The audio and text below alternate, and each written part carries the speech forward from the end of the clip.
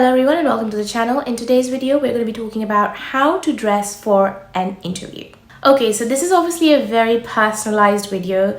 You can do whatever you want, you can wear whatever you're feeling comfortable with, but this is generally what I tell people when they ask me how they should dress for an interview. I think generally it works for me, and so therefore I'm making a video about it. But at the end of the day, as I said, it completely depends on you, what kind of person you are and how you normally dress. So it should obviously make you feel comfortable and not the other way around. But at the end of the day, there are some generalized social norms that we need to abide by, unfortunately, and hence the topic of this video. So generally as females, there are a few things that we need to be very careful about when we are preparing an interview. And that includes not only our dressing, but how we talk. And it might sound really odd, but when I was preparing for my own interview, I was told that I have a very feminine voice, which should be a very big compliment. But again, it goes really high-pitched at times. If I'm really excited or I'm nervous or I'm very, very enthusiastic, I can hit notes which might wake up dogs. And so when I was practicing with my senior consultants and some registrars, this was the feedback I got. So in today's video, I'm not only going to address the fact how you should be, you know, your outfit and all of that, but also your demeanor, your body language, and unfortunately your voice. So let's begin. Obviously, this video is divided into 3 parts. So the first part is going to be how you dress.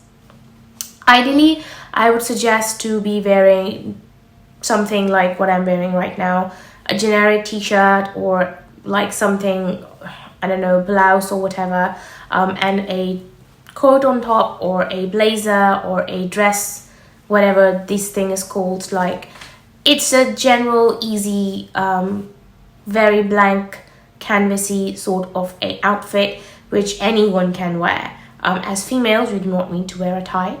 If you're a guy and you're watching this video for some reason, then wear a tie. But essentially, yeah, don't wear bold colors. Don't wear things that would be very, very distracting. And you should know what I mean. Do not want to say it on YouTube. Again, do not wear big, huge, bold jewelry. Because why? It's not an event, it's an interview. You could wear small earrings and stuff. So yeah. Don't wear huge necklaces or big huge earrings, or don't show your hands at all, by the way, but if you do end up showing it, don't wear several rings on it. So those would be your basic concepts regarding your actual clothing. The next bit that is asked by a lot of females is, how much makeup should I wear? Should I even wear makeup? What should my hair look like? Ideally, I think you can wear makeup.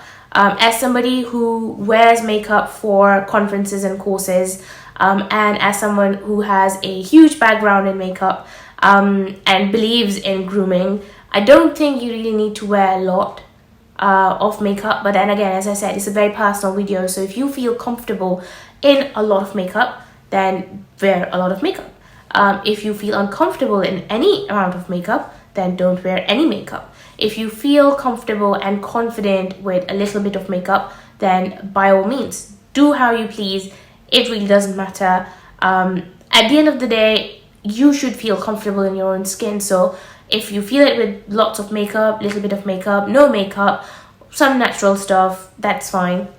Don't wear bold lipsticks. I love lipsticks, but don't wear bold lipstick colors, because at the end of the day, it will distract you and them, and you don't want that. So wear something very neutral. A nude color should be fine. I would not recommend using any eyeshadows, no glitters, none of that stuff. No.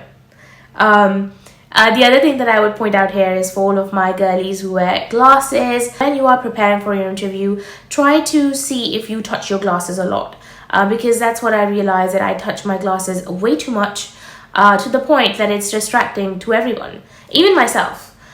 So I chose to wear lenses, but that's not an absolute must. You could just wear your glasses. Make sure that there's no glare in the glasses for you and them, so that it's just not distracting you and your interviewers. Regarding hair, it depends completely on what kind of hair you have. I obviously have pretty straight sleek hair. So yes, I could have actually worn it open like I have for this video. But ideally I don't prefer opening my hair that much anyways.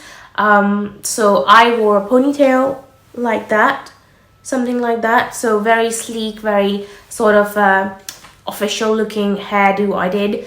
But then again, you know, do you. As long as your face is visible and the hair is not on your face, in your eyes, distracting you or distracting them, then that's absolutely fine to have open hair, curly hair, colored hair.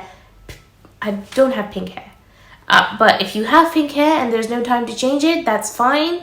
But at the end of the day, just don't be distracting yourself and them. Because at the end of the day, they want to know who you are, not what you're dressed as. But it's a part of the experience. Like, I know a lot of people sometimes will tell you, oh, it doesn't really matter what you wear.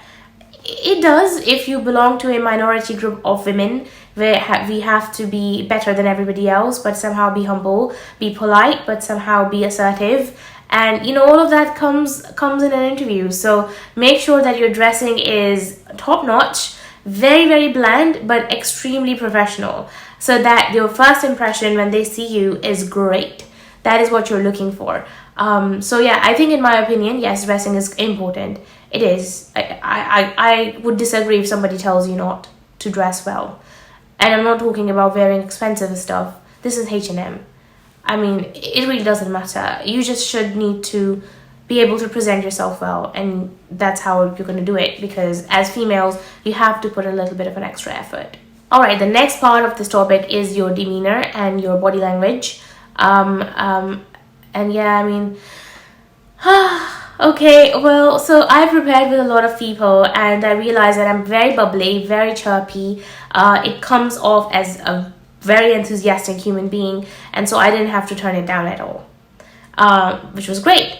But most of us are not like that, and we are very strictly serious when it comes to interviews, because you're like, this is my interview, I'm going to nail it. And then that's in the background. And then obviously if you're a female, you're thinking, I'm a female, I'm sitting for this extremely competitive specialty interview, and it comes on our faces. I don't know if I've myself done it, but I've seen many people do it. And when we prepare with each other and when I do these national courses, I do see a lot of that coming up. And sometimes when I sit down one-to-one with these people, this is what's coming up. So they're not stressed about how they've done in their portfolios or their careers or anything. The thing that they're thinking most about is their gender and how that's going to come into play, and does it even matter? And I really don't know if it does or not, to be honest. I have no clue whether it does or not. I hope it doesn't.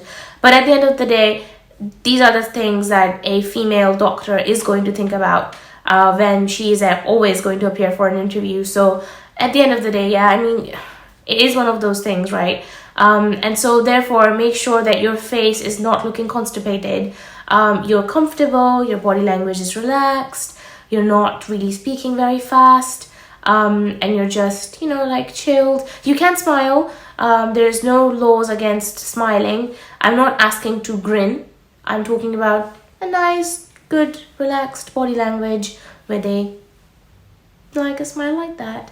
And you can talk with this kind of a fresh looking, enthusiastic, you know, way. Obviously it depends on how much you love whatever you're appearing in an interview for. I was appearing for the Anaesthetics interview. It's pretty obvious that, okay, this poor person is in love with this specialty. It comes out, it translates in my body. I radiate when I talk about ICU. If you could bring that into your interview, that would be great. And you're allowed to be bubbly and chirpy and happy. You do not need to be a constipated, extremely serious person who thinks that they're dying. That's not impressive at all. At the end of the day, think about it as this way, is the consultants taking your interview are old people. They have been through everything. They have seen tons and tons of trainees. They want to see fresh faces. They want to see new stuff. They want to see enthusiasm. So if you could show that in your interview, that would be great. Okay, the last bit is the voice bit. So I'm not sure how many of you have actually met me in real life, but for the YouTube videos, I do tend to bring one pitch down for my videos. Sometimes if you hear me talk with extreme enthusiasm, it does come out a little bit, the pitch of my voice.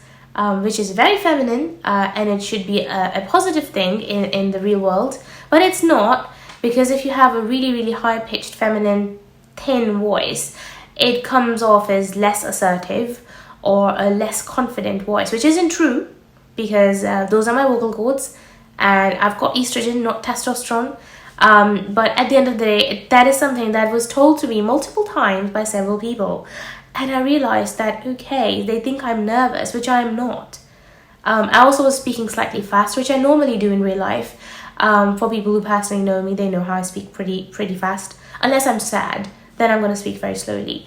But for the interviews, or for even some of my YouTube videos, I try to enunciate very clearly, and then I speak in a mellow voice, which is at least 1 or 2 pitch lower to my real voice. And then it gives a better kind of a result, a better audio experience for other people, not me, because I am mindful of how I'm speaking, but it's for other people so that they're more comfortable hearing my non-pitched voice. And apparently it is comforting for people to listen to voices that aren't very high-pitched and spoken in a clear way, that they are enunciated so that you can hear the person and understand them while they're speaking. So you're not speaking very fast, you're not speaking very slow, you're just speaking in the correct speed with the correct enunciation to make your point very, very clear to the person listening to you. Did that make sense? Did you realize that I changed my voice a little bit? But yeah, so this is essentially the end of the video. I hope that you guys liked the video, and I hope the video was helpful. If it was, give the video a huge thumbs up and subscribe to my channel if you have not already, and I will see you guys in my next video. Bye!